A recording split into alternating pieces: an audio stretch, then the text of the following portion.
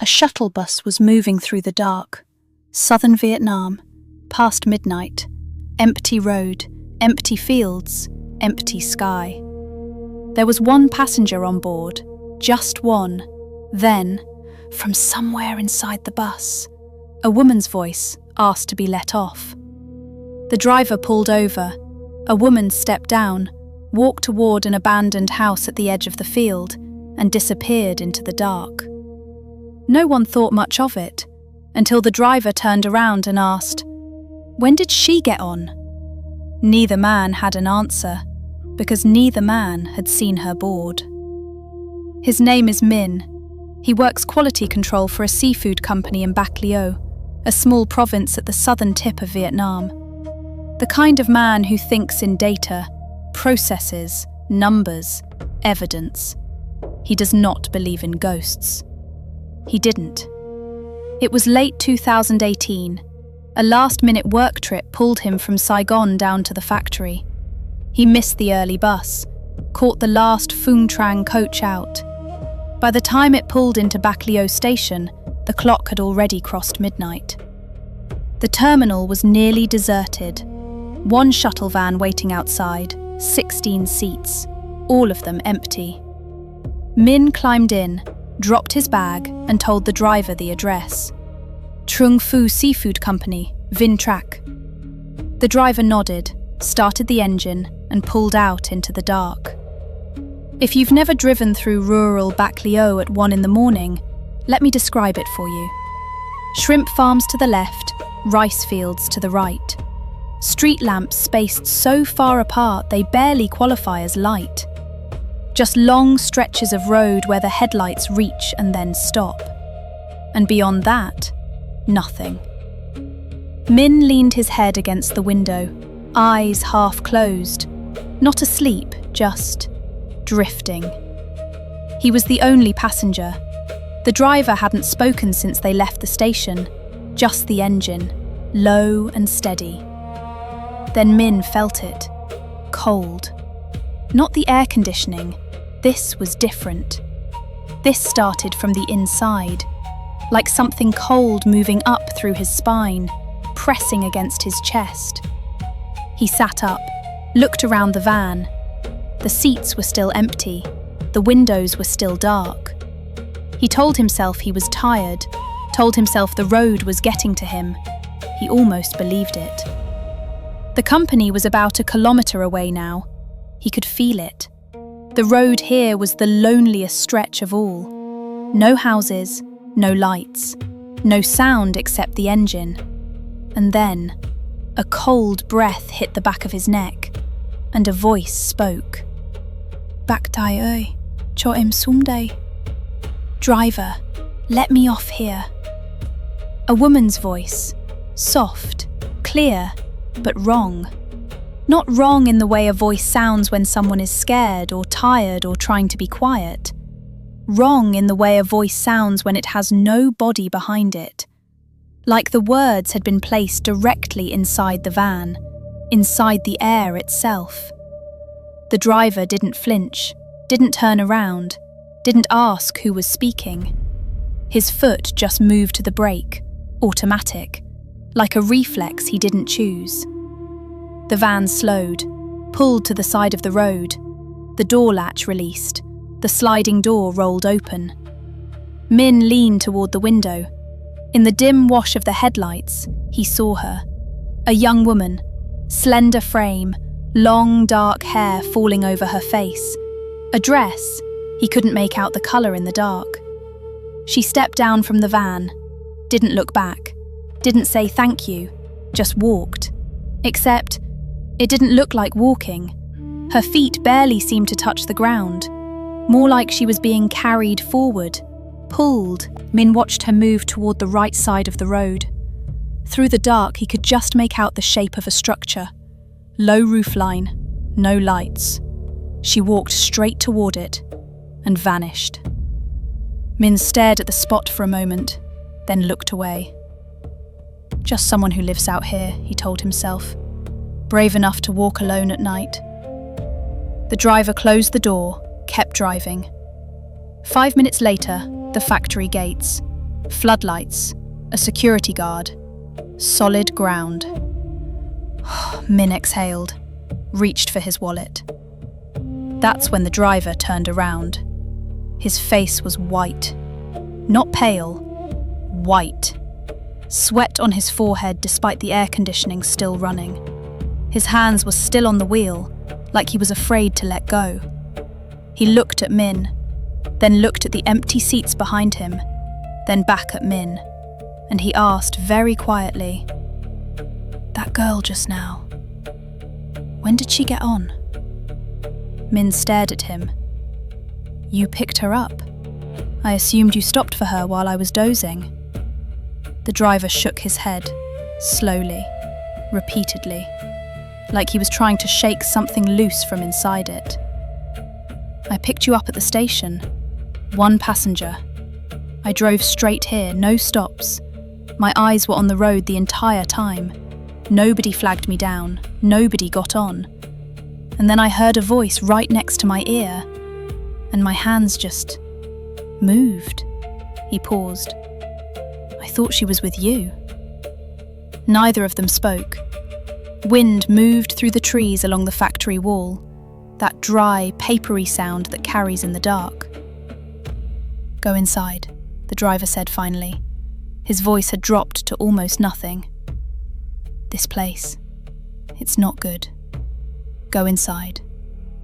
He pulled away before Min had fully closed the gate behind him, and Min stood there alone in the floodlit entrance of a seafood factory at 1:30 in the morning, trying to remember exactly what he had seen and what had been sitting in the van with him.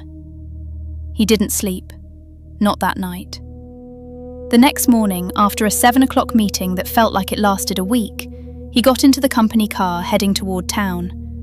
Midday, full sun, hot white sky, the kind of daylight that's supposed to make everything ordinary again. When the car reached that stretch of road, Min recognized it immediately. "Slow down a second," he said. He looked out the right side window. The structure was still there, but in daylight it looked nothing like a house where someone lived. The roof had partially collapsed, rust and rot eating through what was left. The walls were dark with mold, paint gone, plaster gone, just raw, decayed material slowly returning to the earth. But the detail that stopped him, there was no way in. The entire front of the building was blocked, overgrown grass and thorn bushes, chest high, growing right up against the facade. And across the entrance, a large sheet of old corrugated iron, rusted, solid, wedged in place, spiderwebs across every gap, a layer of dust that didn't look like weeks, it looked like years. Min turned to the company driver. "Does anyone live there?" The man gave him a look. "That place, abandoned for 10 years at least. People around here say it's haunted. Nobody goes near it after dark. You couldn't get a stray dog to go in there." Min told him what he'd seen the night before. The driver went quiet, pulled over, turned to face him. "You said she walked through that?" He pointed at the wall of brush and rusted iron. "Then she didn't walk, brother. She went through it." They sat with that for a moment, then kept driving. Neither of them said anything else. That afternoon, Min couldn't let it go. He started asking around, quietly, casually, the kind of questions you ask when you don't want people to know why you're asking. He started with the factory security guard, an older man, worked the night shift for years. "That abandoned house down the road, you know it?" The guard looked at him. "Which one?" "The one with the corrugated iron across the front, about a kilometre back." The guard was quiet for a moment, then, "Nobody lives there. Nobody has for a long time." "How long?" "Since before I started working here." Min pushed a little further. "You ever see anything strange out there? Any lights? Movement?" The guard set down his coffee, looked at Min the way people look at someone who just asked a question they weren't supposed to ask. "Sometimes," he said finally. "Late, when the road is quiet, What kind of sometimes? The guard shook his head. I don't look that direction anymore. He picked up his coffee again. Conversation over. That evening, Min asked one of the older factory workers, a local woman who'd lived in Vin Track her whole life. She didn't hesitate. That house? People don't go near it. Even in the daytime, even children. You know how children are?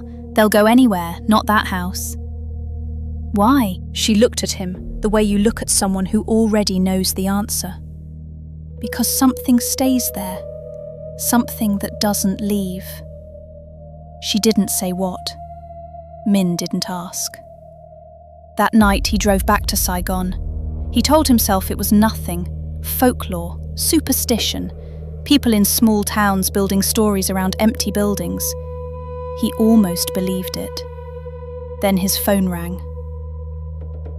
The next morning, a colleague from the factory. The voice on the other end was breathless. Min, you remember that abandoned house you asked about? The one on the road to the factory? What about it? Police raided it this morning. Criminal Investigation Unit. They pulled out 2 men, fugitives, both on the National Wanted list. Category, extremely dangerous. Min said nothing. They'd been hiding there for 9 months. 9 months, Min, in that house. The one nobody goes near. Here are the facts, as they were later confirmed. 2 fugitives wanted in connection with the murder of a woman killed in a rented room in Bin Xuong province earlier that same year. After the killing, they ran, and for 9 months they were invisible. No sightings, no arrests, no leads. Until the morning after Min's bus ride, when police moved in. No official report explained what triggered the raid. No informant was named. No tip was logged. The case file records only the outcome. 2 suspects apprehended. Location, abandoned structure, rural Vin Track. That's all. What happened the night before? The voice in the van, the woman in the dress, the figure that walked through a sealed entrance. None of that is in any report. It never was. So let's go over what we know. A shuttle van left Bac Leo station with 1 passenger. The driver confirms this. Min confirms this. Somewhere on a dark road, with no stops, with no one flagging them down, a woman's voice came from inside the van. Both men heard it. The driver pulled over. A woman stepped out, walked toward an abandoned building that had been sealed for years, and was gone. Min watched it happen. 2 days later, the men hiding inside that building were arrested. The woman on the bus was never identified. She appears in no record, no report, no file. Min has told this story for years. The driver has told it too, separately to different people. The details never change. There is no version where the woman boards the bus. There is no version where anyone sees her face. There is only the voice, the figure, and the direction she walked. Neither Min nor the driver ever changed their account. Not after months, not after years. The police found the killers. The case was closed. The victim was buried. Yet one question has never been answered.